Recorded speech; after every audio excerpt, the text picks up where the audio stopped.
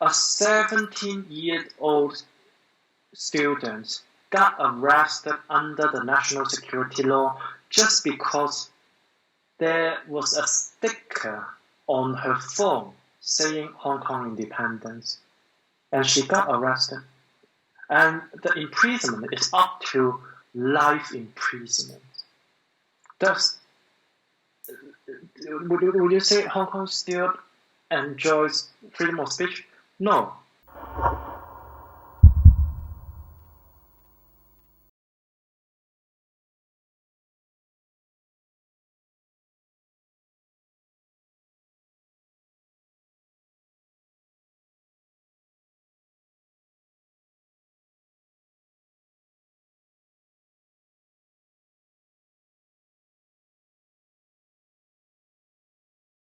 I founded a political party in 2015 called Hong Kong Indigenous, and due to one of our protests, which was called by foreign media as fishbowl revolutions, happened in 2016, I was charged with inciting a riot, participating in a riot, and inciting illegal assembly.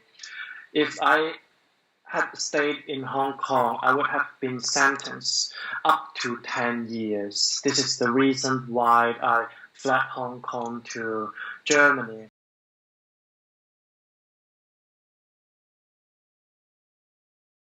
After the umbrella revolutions, we were thinking what we as a group of about 70 to 80 people could do for the democracy movement. And we have tried to participate in protests organized by other political organizations, but we found out, no, it's not the way we want and we think effective.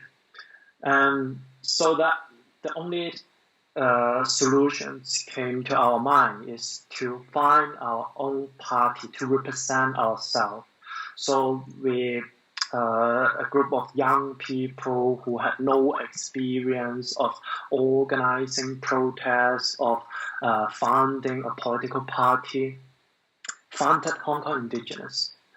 And one of our main objectives is to emphasize the importance of our own identity as a Hong Konger. Because at that time, the Hong Kong government as well as the Chinese government are making use of the identity of Chinese people to ask all the people living in Hong Kong to tolerance all the nonsense policy and also to brainwash Hong Kong people to adopt the values from the Chinese Communist Party. But what makes Hong Kong people is not our blood or whatsoever, it's our values, our history, our unique way of thinking, and our way of living.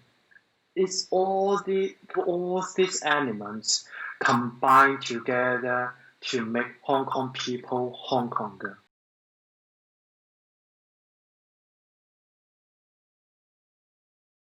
Back to 2012, the Education Department of Hong Kong proposed a national education curriculum in which Hong Kong students should learn about the history of the Chinese Communist Party, which I think is okay just to learn about the history if it's objectively. But the problem is in those contents, Hong Kong students, what they would learn is when you see the national flag rising, you should feel grateful and you should cry, and democracy would create chaos. When you look at the US, you can see so many chaos there. So non-democratic system is the best. It's a better system, and all this context is completely contradicted to what Hong Kong people believe. And it's obviously a brainwashing national education. So thanks to Ray Wong to organize various protests, and turns out that Hong Kong government rejected this proposal.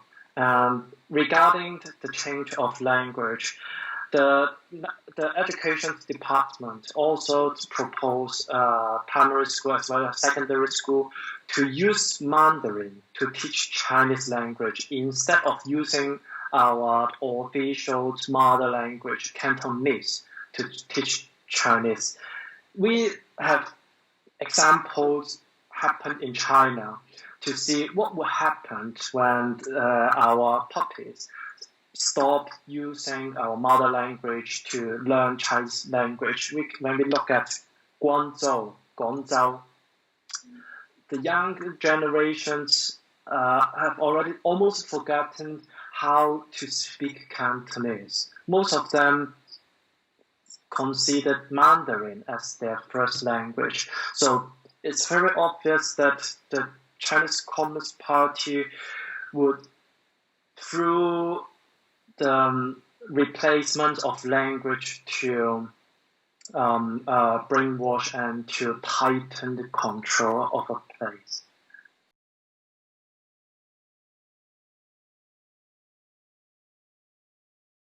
Well, we can already see the impact caused by the exile very clearly. A lot of Hong Kong people are now considering to leave Hong Kong. A lot of foreign companies are also planning to leave Hong Kong because they think Hong Kong is no longer a free society. The freedom of press is limited, is oppressed. You can see Jimmy Lai, the tycoon, the boss of Apple Daily, I would say the only one pro-democracy media newspaper in Hong Kong, got arrested under the national security law. And it's obviously having a chilling effect. So other publishing companies and media would dare not to say anything too sensitive in the eyes of the Chinese government and the liaison office.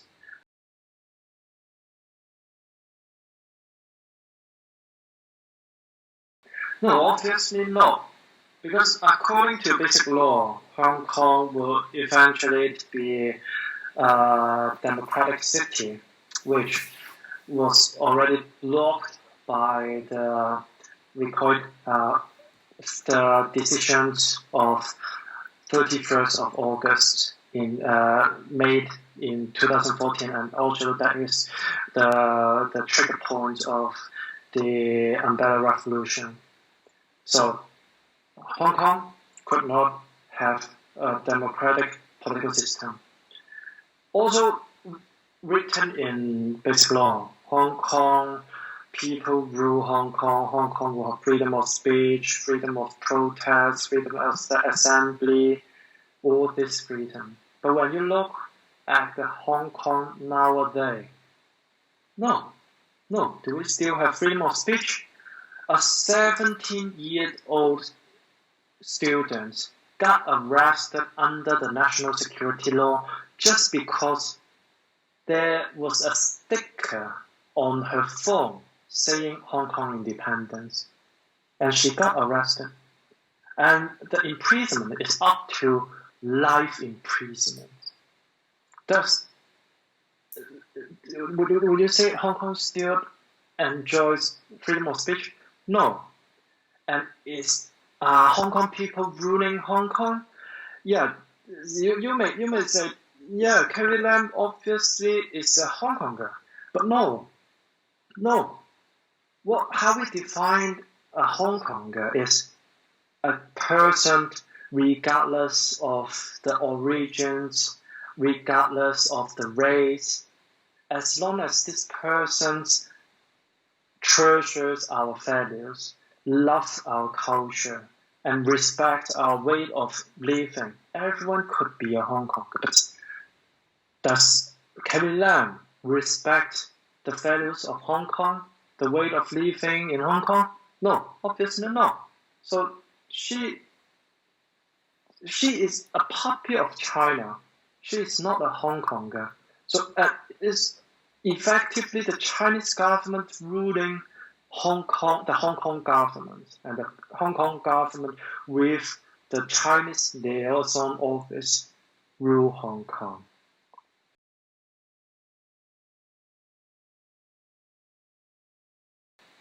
Well, I think what I want is exactly the same as what other Hong Kong people want for Hong Kong.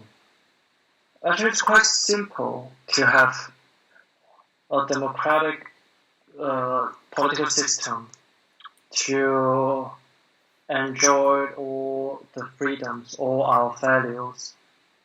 And that's actually very basic. And that's already what we want.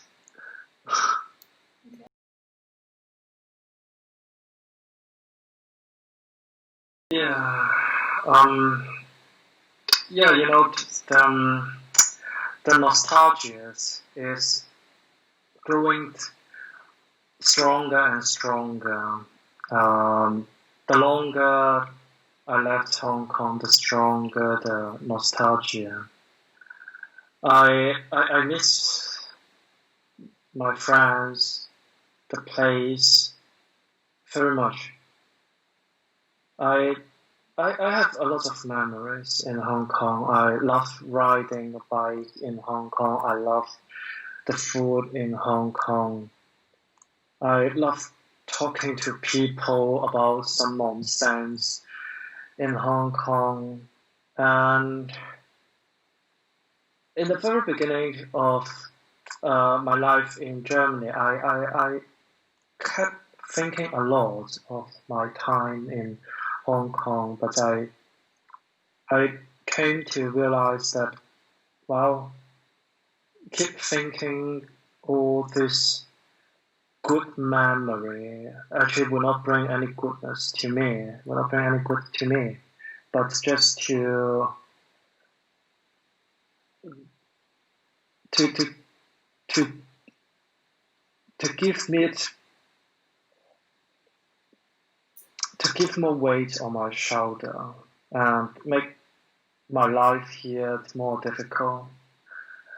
And I am trying hard to integrate into the society here, try to accept the fact that I may not be able to go back to Hong Kong forever, and try to have a life here.